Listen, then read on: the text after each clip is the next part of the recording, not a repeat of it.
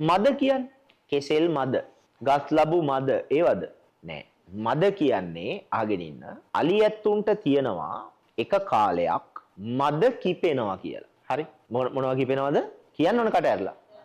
මද කිපෙනවා. ඒ කියන්නේ ඇතාට ඇතින්නියෙක් ඕන වෙන කාලේ. ඌට ප්‍රජනන අවශ්‍යතාව දැනෙන කාලේ. පැහැදිලි සભ્ય විදියට කිව්වොත් නේ. දැන් ඇතාට ඇතින්නියෙක් ඕන වෙලා අමාරුවෙන් ඉන්නකෝ නැද්ද?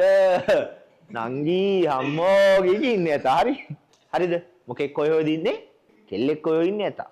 ඒ කාලෙට ඇතා ශාන්ත දාන්තයිද ප්‍රචණ්ඩයිද? ඡණ්ඩයි. කෙල්ලෙක් නැතුන් ඉන්නේ. ඒ කාලෙට ඇත්තු පෙරහැරේ අරයි යන්න හොඳ නෑ. ඇයි මද කිපිලා ඉන්නේ ළඟ ඉන්න උපාසකම්ම කෙනෙක් කල්ලා පොළව ටොංගල්. ඇතින්නිය දීපම් මට කියලා. මගේ මතකය හරිනම් බෙල්ලන්විල පන්සලේ නායක හඳුරු අපවත් වුණා අලියෙක් පහර දීලා මද කිපිච්ච ඇතෙකුට සියඹලා කොළ කවන්න ගිහිල්ලා.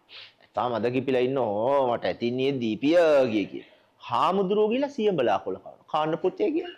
පාලේ යන්න කියලා ගැහුවා. හාමුදුරුවෝ ඒ කාලෙට කොහොමද ඇතා මද කිපිලා කියලා හොයන්නේ? කොහොමද හොයන්නේ? ලක්ෂණ කීපයක් තියෙනවා. හරි? එකක් ඒ කාලෙට ඇත්තුන්ගේ කන් දෙකෙන් සහ ලිංගේන්ද්‍රියෙන් පොඩි වතුර වගේ ස්‍රාවයක් පිට වෙනවා. ඒවට කියන්නේ සාහිත්‍යයේ මද ජලය කියලා. ඒක නිසා තමයි කියන්නේ ත්‍රිමද ගලිත හස්තියෙක් කියලා. ස්ථාන තුනකින් මද ජලය වැහෙනවා. ඒ මද ජලය හරි රහයිලු. දැන් පෙරහැරට ඇතාවම කනලෙව ගන්න යන්න එපා.